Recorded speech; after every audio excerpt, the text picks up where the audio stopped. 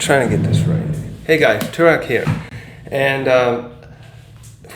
this chapter, moment of silence for any of you guys whose mind was blown with the number of nukes, I guess, that Oda has been dropping on us the past 3 weeks now, since his break has been over. And I think there's a break next week, so like, we got this stuff we can unpack here all for a while now. So to recap the last chapter, actually I'm going to go over here too. We had the conclusion of a short battle with Green Bull, the new admiral, and him, the Scabbards and Momonosuke going up against him. And it wasn't all the Scabbards. We didn't have Kaname there, or crap. I just had her name. Oh, look here. I got the image. I got all the Scabbards and stuff. I'm doing. What's her name? The one. Nope. Over here. Yeah, so we had. Oh no, Okiku wasn't there. And it was like all of them except Okiku and Kanema, I think, were up against Green Bull. So we had Denjiro, Kawawatsu, Inuyasha, Nekomamushi, and Momonosuke, and Raizo too. And Raizo has an attack that almost worked on this guy. It definitely was a good, valiant effort, but in vain, as this guy, this admiral, is well aware of his own weaknesses and seems very, very much in tune with his fruit, which is quite impressive because he also looks like he's pretty young as an admiral, though maybe he's in his 40s. I could be wrong there because I thought Katakuri for the longest time was much younger than he is. So One Piece characters, their ages are often deceiving to me. So Raizo attempts a fire attack, and it has no effect on Green Bull. And it's Momonosuke who pulls out an attack that actually looked far more effective. And one of the few things I did not realize about things I missed in these chapters, or at least this last one especially, that I caught on when I saw Tekking's review, was like that. And with this one was that Momonosuke was not able to properly, or ever has he ever used Boro breath really well up until this last chapter, where he pulls out one that's for the history books and successfully punches a hole right through Green Bull, and it looks like it would have actually killed him under normal circumstances, perhaps. But anyway, it doesn't. First, it doesn't, and Green Bull sprouts himself back up a new body, essentially. He's like, I guess because he's in tune with the earth, his essence was there, and he could just grow a new body. Like I was thinking about Cell and like Majin Buu especially, something like him, where if you destroy his body and he has essence left, his gas, he was like, I think there was one point where Gotenks was fighting Majin Buu, and it was inside the time chamber, and he destroys him to pieces, and him and Piccolo's there, and they're trying to destroy the little pieces with a little laser blast, and it looked like it worked, but he formed inside kind of like a gas thing and back into it, and became back as a whole person. Green Bull reminds me very much of this. Actually, Cell could almost do a similar thing. If he has a single bit of himself left, it can grow, and this is kind of what happens there too, where his essence or his stuff grows into a new seed, and he comes back and is not like it never happened. So I'm just about to follow up. Something that just came to me as I was saying this is that I wonder if with a character like Momonosuke being a dragon, and this is probably something that sees a zone user now, essentially, can he see? What I want to get at is Haki. The key here is Haki. Can can him as a mythical zone user who can breathe fire, can he imbue that with Haki? If he was able to do that, would he be able to successfully, truly harm Green Bull? That would be something to see. Like, what if Luffy could do something like that too later, where he can, like, also, like, who was the other? Sengoku, right? Sengoku is a mythical zone, human Hito Buddha, and he could create some kind of energy blast. What if he could imbue those with Haki too, and then that cause extra damage against certain foes, like someone like Blackbeard or Luffy with their defenses are different. Yeah, so Green Bull, the Momonosuke pulls out the best attack yet, and it seems like it would work, but it unfortunately does not. And Raizo takes a bad hit too there, actually, when he's after he's in retaliation to his fire attack, and let's just sit back a little bit, and he's we'll see in this chapter that he's okay, but he's very much worse for wear, much like we saw with Queen in the chapter before this, when they were under attack at the prison by Green Bull. So to finish that up, the battle, what happens is the battle is ended because Shanks, the almighty Haki user, a Conqueror's Haki user, from miles away outside of Wano, throws his Conqueror's Haki at the battle and freezes, not literally, that was something else I said wrong. I thought he was frozen in place. I guess Green Bull, for his gifts, is not quite good against resisting Haki of that level. A Conqueror's Haki, and he's like frozen with like fear or shock, as I heard explained. And yeah, so Shanks exudes Conqueror's Haki into Wano and stops Green Bull in his tracks and basically forces him to back down. And Green Bull, it's like, yeah, I'll leave. I'm wondering what he would have done if he didn't back down, how he would overcome the Conqueror's Haki, because it really seemed to like stop him in his tracks. So he sees, I'll back down, I don't want to fight you just now. And Shanks is challenging him to say that the idea of, are you really afraid of a new age coming, and you have to snuff out these young pirates now? And that does truly seem to be what is happening here, that the admirals, especially like him, they want to preemptively stop this new age of coming, with the One Piece possibly being found, or these new pirates becoming new Yonko, like we already have here. Though we have Luffy now, considered one of the greatest pirates in the sea. I'm a little surprised, though, to something else. I'm a little surprised with Luffy and Kid and Law's bounties being exactly the same. I'm kind of surprised the admirals don't just see the other two as kind of Yonko. Also, like, I forgot to look it up, because Yonko means 4 emperors, I believe. They could just be now 6 emperors, right? Or 7 now that Sabo, I said in the last video, Sabo is now the new 5th emperor, where Luffy was called that a couple hundred chapters ago. I'm surprised Kid and Law aren't just new emperors labeled, and it's to expand the emperor list. There's not just 4 now, there's 7 if you count Sabo. For Kid and Law as pirates that are emperors, because they have their set.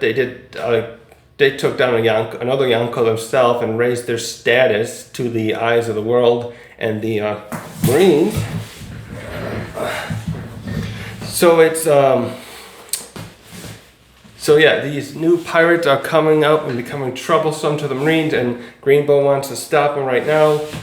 I'm surprised Kid and Law didn't jump in to help. Maybe they were too far away too. They are still here, as we'll see.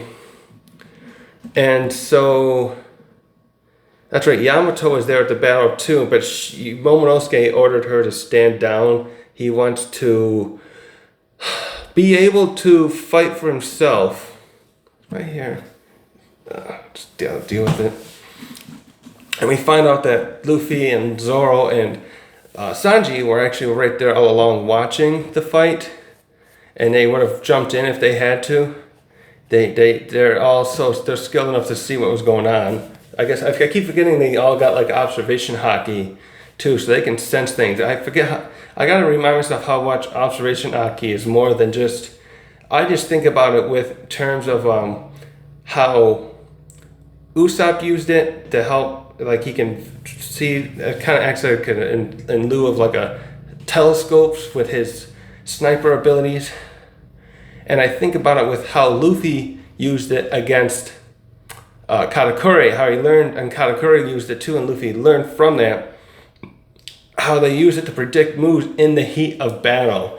But it seems observation haki is a way of sensing others' presence, which maybe is why Shanks also knew an admiral was on his way. I was thinking about last time how Shanks was knowing a lot what's going on in the world. What I meant by that is like he was somehow knowing the movements of an admiral, like maybe people were telling him something, or he had some other means of communication, of knowing stuff.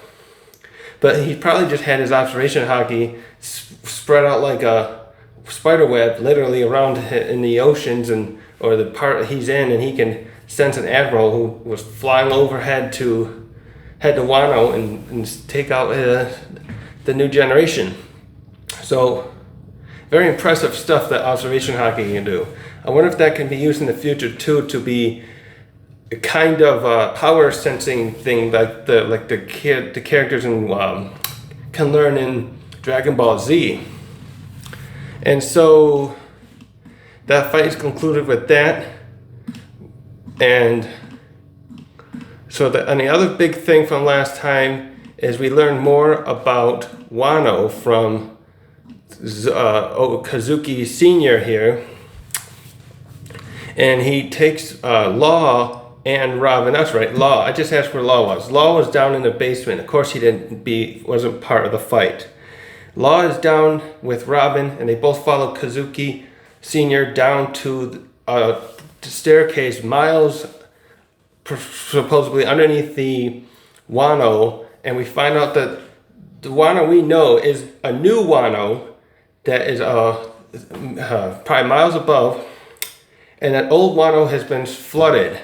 At the end of the Void Century, or during the Void Century, walls were erected, and I guess as a technique said, it was probably that rainwater filled in there, and it slowly flooded the place. And this was done to protect Pluton, it seems, because when Odin said he wanted to bring down the walls, open Wano, he meant it literally. I was always wondering what that meant. Literally, somehow he wanted to bring down those walls because he found something out with Laftel, and I guess Pluton has to be unleashed to the world in some capacity. He wants it to probably help usher in the new age, I guess. I don't know. I don't think that means he wants to use it as a weapon of destruction like Crocodile wanted it. And so it's, and then we see the other load poneglyph, and we still have to find one more.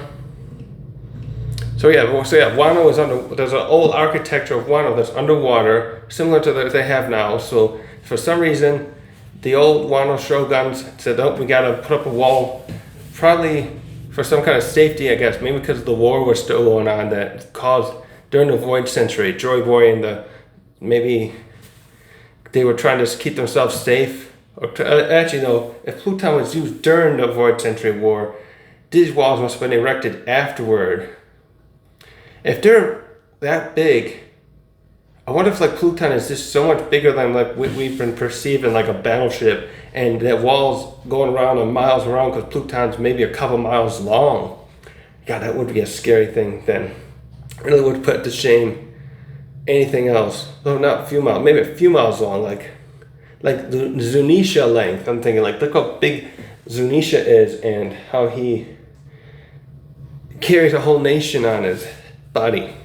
So anyways, where does that leave us with that? So Kazuki Senior does not know where exactly Pluton is down there, just that he's been passed on the information from a generation of his ancestors of the Shoguns that it is there, and that's what his son meant to get to do by opening Wano, but he don't know exactly where it is. So those were the two main events. Yeah, so we had the battle and we had the reveal about Wano's past, which also begs a question to me, because we had those islands, of like 5 islands that Wano was made up of, 5, I think it's 5 regions. Are they all a part of that big mountain and there's just a rivers running through it? Or are they like floating around it somehow? This image here doesn't really show that they placed, that Oda draws into here.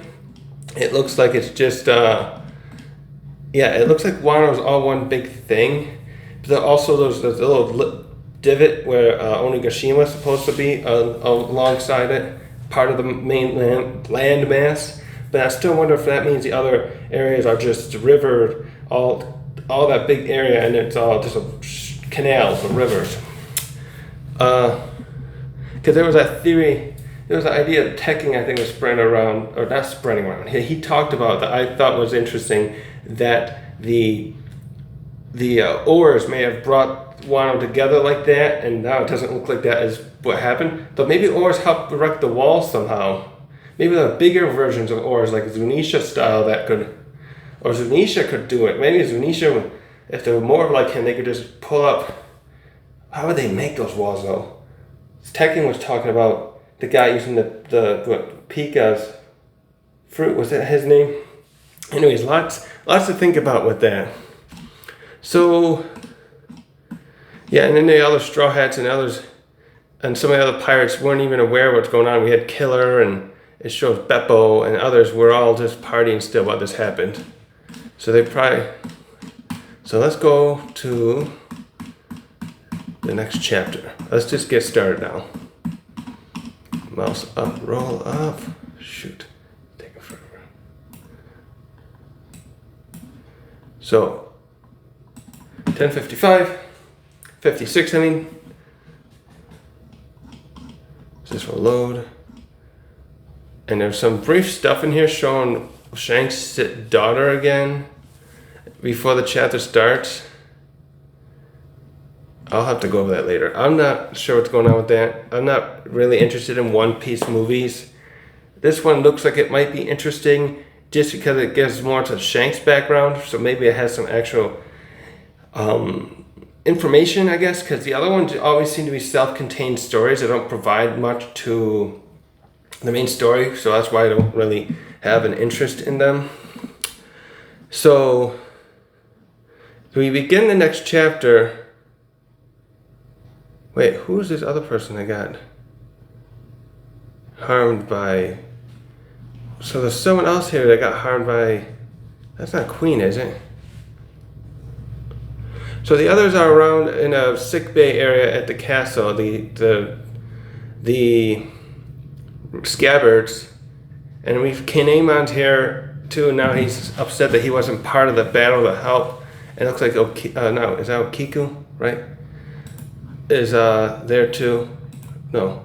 Yeah, Okiku and Kinemon are here now, and they have apologized for not being there, but there's really not much they could have probably done. He knows how to use the foxfire fruit. Foxfire fruit. His stuff doesn't do that. He's got a sword style where he uses fire, but that wouldn't really help here because this guy just literally stopped an impressive attack from both Momonosuke and Raizo, and he just regrew himself and just shrugged him off. Actually, with Raizo's, he kind of like built up more armor of sorts, it seemed. Just looking at my screen notes, I'm using my phone now here, and I got the smart view on a TV so I can view it because I can't look at the screen while it's using the camera like this. So next we see a bit about that the Kinemon and his wife finally are back together, and that's very sweet. Why are they just adding? So the next big thing that's going to happen here is that this by the way, yeah, this chapter really drops a bunch of new bombshells, and the first one is right here. Carrot has been chosen by the two former leaders of the Minx Kingdom to be the new leader. So I guess she's not going to be one of the Straw Hat crew members, because we had that thought for a long time. I was wondering about it because if she joined, we would have 11 Straw Hats, and then we also have Blackbeard and his 10 Titanic captains. And now we'd be able to, once we figured out that last one, we could think about the lineup of who's going to fight each other, other than the most obvious ones we know about, like the swordsman Blackbeard had and Zoro. So Carrot has been chosen to rule because the other two, I'm trying to keep their names, but I can't do it. Where are they? Yeah, Inuyasha, Nekomamushi. They are going to stay in Wano as retainers. I guess I guess with the trouble that's probably coming down the road, I think the Scarabs do have to stay there with Momo. He needs all the help he can get, because I don't know. I just feel like Blackbeard. What was I thinking? There was some trouble I was thinking about the other day, and I can't think of it now. So they're going to stay there as retainers, or his guards, and Carrot's going to return as the new leader. Because I guess they really must trust her abilities. It was like because she's not really the strongest character, and she says as much here, but she it's because they talk about how Pedro's will lives on in her, so they must just see her as the most ideal person. And so the next big bombshell, well, this isn't the next bombshell. The next thing we get is Kozuki Sr., or the grandfather, finally reveals himself to Hiyori and Momonosuke that he's still alive. And we get a very heartfelt moment here where they both are hugging him.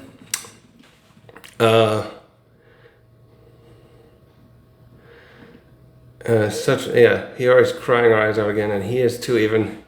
So, surprised. The others are surprised they didn't even recognize him.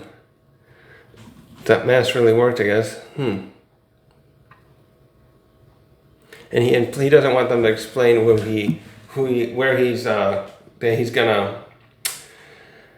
he's back to the people. He wants to live his life out in peace, which I think is a good idea.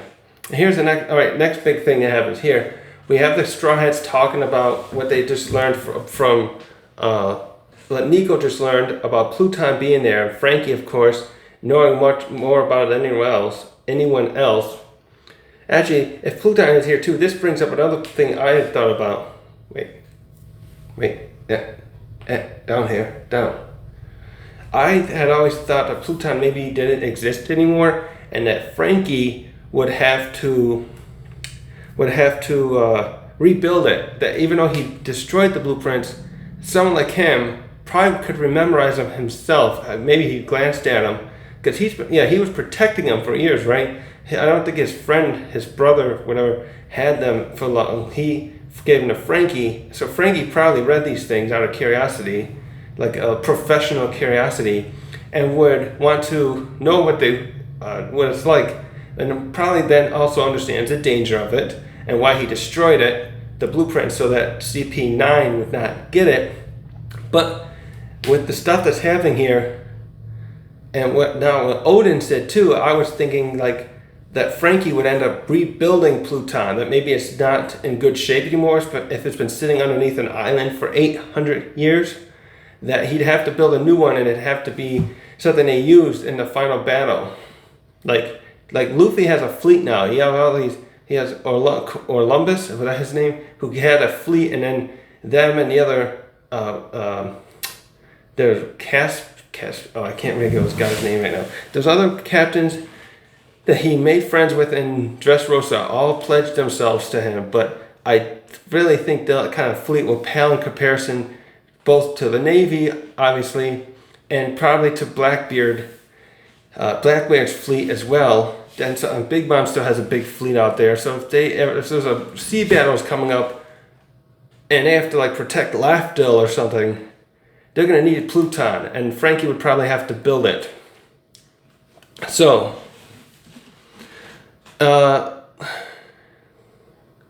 Yeah, they talk about how it's an ancient weapon named after a god. So we knew that Pluton, like Pluto, so like the god of death, right? Pluto, Uranus, right? Neptune, Jupiter. Yeah, I think it's named after like Hades. And someone asked Luffy here if he would want it, and he's like not interested in it. And then they talk about why Odin will want to unleash it, which we just said, but we don't know yet. Probably he knows something we don't, and he's unfortunately not with us anymore to tell us. And we also next we see Shinobi, and somehow she's returned to her normal look. I don't know why she was like that other form she had throughout. I'll have to rewatch that. And she's taking what's her name? Is that Otak? No. Which one is the name? She's the one with the fruit, the dumpling fruit. She's gonna be Shinobi's apprentice and learn how to be a ninja, which is awesome because she wants to be a valuable, she wants to earn her keep, that kind of stuff. What's her name again? Otoko is the other one. That's right. So she's okay. Shoot. I'll get this right one of these days. Otama. I keep forgetting Otama. Otoko and Otama. Otama is now, yes, she is now going to be Shinobi's apprentice. And this is where one of the next video, so that's great. So probably have her show up at the last battle. Given what she just did to help turn the tide in this battle, she's probably going to be necessary too to take out the cannon fodder in the next one. The biggest battle, the battle. And next we see something that is not very good, and that is not very good. Our friend, I think Caribou he's called, the one with the swamp Logia fruit, has just overheard what they said about Pluton and is planning on leaking the information to someone. So I wish we'd got rid of this guy. He helped Luffy in the Udon prison, but now he's gonna sell out Pluton's information to somebody. So I'm trying to think who that could be. I was thinking about Blackbeard is like the worst thing I can think of, obviously. But I was wondering if he was thinking about one of Luffy's rivals, like Kid or somebody. Would he tell them? Would he ally with them? Because we get all these little pirate alliances going on here. And so when we move on from there, next is we see, later we find out, we see Momonosuke, and I didn't see this bit well. He's looking over the city, and he goes to see the Straw Hats, and now they finally have left. He goes in that room where they were staying in, and they're not there anymore. And yeah, they're all different. He's checking all the rooms, and they tell Hirori and Toko. We see Otoko there with her. They're both playing an instrument. I don't know the instrument's name. Forgive me. They know already that he's left. And then Kinemon and him checked together, and Kinemon didn't know either. Oh, he did. They did tell the other scabbers, but not Kinemon or Momonosuke, which I think is a little weird. Why would they just run out there? I know they're in a hurry to leave. I can't fathom that one. So we get to here, the last bit of the last bit now, and we have Kid, Law, and Luffy all together. I don't know whose ship they're on. It shows all three of their ships together, and they're planning just to go their separate ways now. This is the end of the road for Law, where Law, wow, that's right. Law started all this stuff back in Punk Hazard, and now we're here, and he's ready to go somewhere else because they took out Kaido. They succeeded. I think, wasn't that mostly because he wanted to just get rid of Doflamingo too? You know, he had to avenge, I forgot his name. He had to avenge his Doflamingo's brother, Corazon, right? And he wanted, his plan was initially to let Kaido have Kaido get so pissed off because the manufacturing of Doflamingo's island would be destroyed, and Kaido would just come in there and sweep the floor with him. So anyways, that was hundreds of chapters ago now. What's it? Was that like 400 chapters, 500 chapters ago nearly. No, yeah, 350, 400. So they're going to go their separate ways, and they're talking about which way to go, so they make sure they go different ways. And there's 3 ways they can go. Wait, northeast. Okay, yeah, so northeast, east, and southeast. Northeast, east, and southeast. Because they're heading east, right? So they're heading east in the Conch. East on the Conch Belt. East in the New World. Wait, oh yeah, here's a map. Northeast. This is great geography. So, they all plan on going a different way. And, that's right. So, initially Law is mad because he wanted to go on a different day than Luffy is. But Luffy's like, no, we already planned today too. And then it's Kid who says, let's go different routes. And they look at the log pose. They got different ways.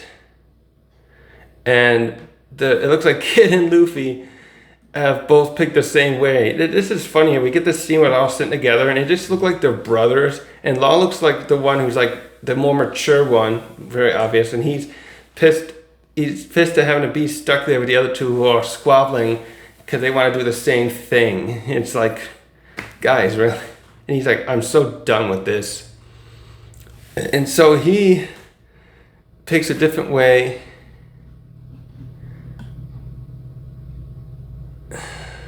So they both draw straws or something to pick a different way.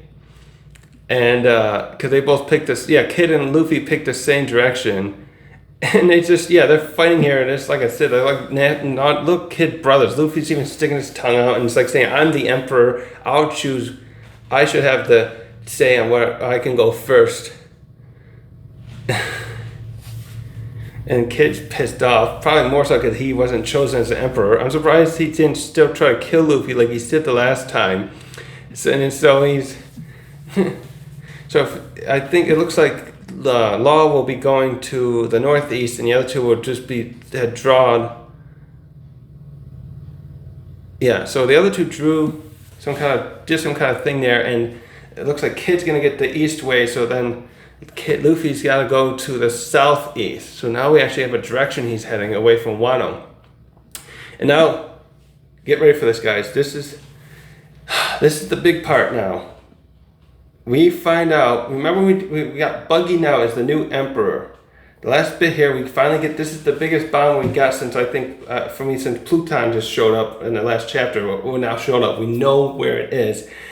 And now, we find out, this must be why they chose Buggy back to that thing, who chooses an emperor. This is why Buggy's being proclaimed, I'm going to use the word, as an emperor, because he had just gained 2 important, powerful pirates as, I guess you would say, his underlings, at least to the eyes of the world. Maybe he's like doing an alliance with them. Speaking of a 3-person alliance, Mihawk, number 1. Mihawk is joined Buggy.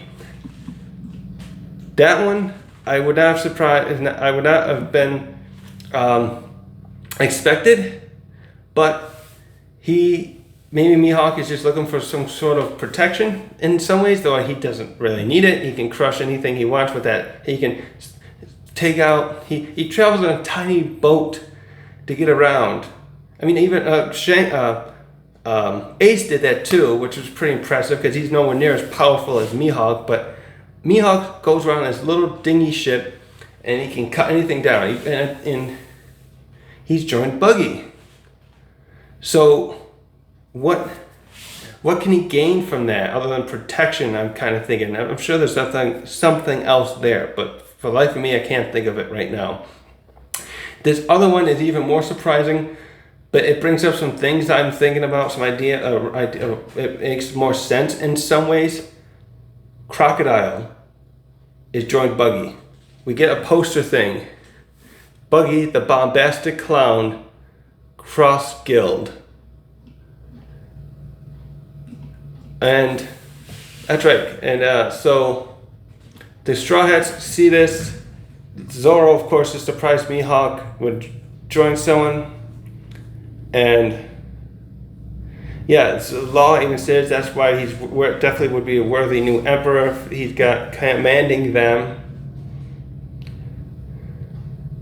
And then Kid brings up something interesting, that the Cross Guild, Buggy's thing, is issuing bounties on Marines. And then Kid really likes this idea. He's like, oh, I'm so excited that the hunters have become the hunted. And he's going back, yes, now that we have to separate now, let's say. Oh, and then this is something interesting. Law gives a copy of the load poneglyph to Kid, which is something I had not thought about. I was thinking Luffy here had the edge over the others because he has the load poneglyphs, but it seems he's sharing them with Law, and Law has shared them with Kid. So now this is something interesting at the end here. Killer starts talking about going after someone, and Law, they mentioned someone marked, Kid says it's someone, a man marked by flames, and Luffy overhears this, asks what it is about. It almost looks like Nico and Law know who that might be, and Kid doesn't tell Luffy, he just brags in his face, he laughs in his face and pisses Luffy off there, of course, and so that's something. I keep thinking of Shanks because he's red-haired, but marked by flames. Maybe someone with burn scars? Is there a character who's been burned? So the last scene here we get is that Yamato is waiting on top of the flower capital, and she's getting ready. She starts talking about how she's ready to leave now, and she's making a big deal out of this, I guess, because she's been trapped here her whole life, and much like Odin kind of was, and because Odin wanted to leave and he needed to wait until when Whitebeard showed up, he finally had his chance. So, and she's ready to leave now, and she's just ready. And I guess she's running around on the roof, and that we see Momonosuke and Kanema like, why are you up there? Why, you up something. So that's the end of the chapter. So back to Crocodile minute. I have a feeling Crocodile, even though he was defeated way back when, to me, in many ways, his planning schemes, the way he thinks, he scares me more than even Blackbeard. Did I say Crocodile? Yeah, Crocodile scares me more than Blackbeard does in his ways. He has these layered plans. The way he convinced a nation to fight against himself. He pitted the government, the king, to go up against a rebel army of his own citizens, and they fought each other in some kind of war for 3 years, I think it was. He really knew how to manipulate people, and he made himself look like a hero. He had the backing of the world government because he's a warlord at the time. So this guy knows how to make plans. And then he escapes Impel Down with Luffy's help. He helps there, and so what I'm getting at is he's never captured again. And the last thing we saw was him and Mr. One ready to go into the new world also. And the speculation's been abound. So we haven't seen him. I don't think we've seen him at all since the end of that point, which was before the time skip. Was he mentioned at all before then? I can't think of any time else he's really been mentioned. Now we find out, after not seeing him for a few hundred chapters or so, he's here with Buggy. This smells to me like Crocodile's up to something, I think, with Buggy. Not that Buggy knows this, but Crocodile, being one of the craftiest characters we've seen in this story, might be up to something here. Maybe he's going to try and utilize Buggy's resources so that he could find the One Piece, because that was a goal of his. It was a couple decades ago, when he tried to take out Whitebeard, and he used to travel the New World himself. I think he's working his own agenda, and he's working under Buggy here. And that'll be interesting to see how Mihawk ties into this, because he's never really had an agenda. He just wants to live, he basically wants to live free. He lives a life, really, when you think about it, kind of like Luffy talks about. He wanted to just be free. He went about his day doing his stuff. He's just a swordsman. I really never thought of Mihawk as a pirate. I made a video talking about that a couple years ago. I should revise that one probably. I think it was one of my worst ones, but the idea still stands in my head that Mihawk really wasn't a pirate. He was just a swordsman who just got rubbed. He doesn't like to be bothered by others. He reminds me kind of like how Zoro is.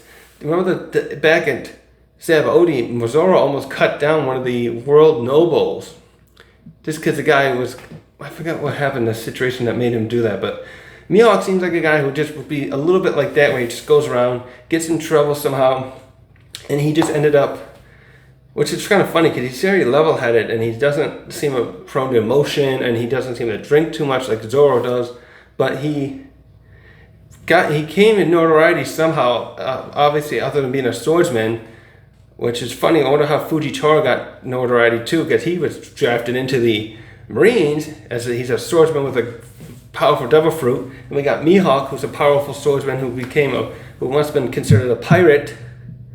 We don't know anything about what kind of crew he might have been part of back then. He didn't seem to have any affiliation with like Whitebeard or Big Mom or Kaido. We only know that Whitebeard said that Shanks and Mihawk used to be rivals.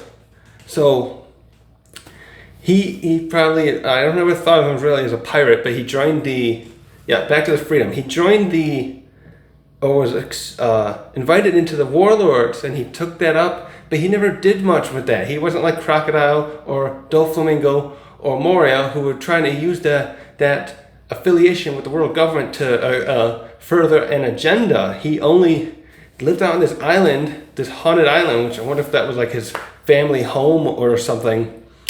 And he just fought with monkeys, drank wine, and then had a hot girl show up later on. And then he didn't cause trouble. He went to help the Marines when they called upon him. Like Hancock didn't want to do that. She was exploiting that thing to be left alone too, essentially, and let her island be left alone, much like Mihawk. But Mihawk went there when he was called upon. He joined that meeting when Blackbeard became a warlord. But he wanted to be free, it looks like. Just like Luffy, he just lived his life and wanted to be left alone. So it's really interesting now, because he had the warlord status got revoked recently. Now he had to go out on his own. We lastly saw him when we revealed this about 100 chapters ago. He just looked really almost like he was enjoying this idea of being hunted again. But now he's joined Buggy. Who convinced him of that? How did that happen, you know?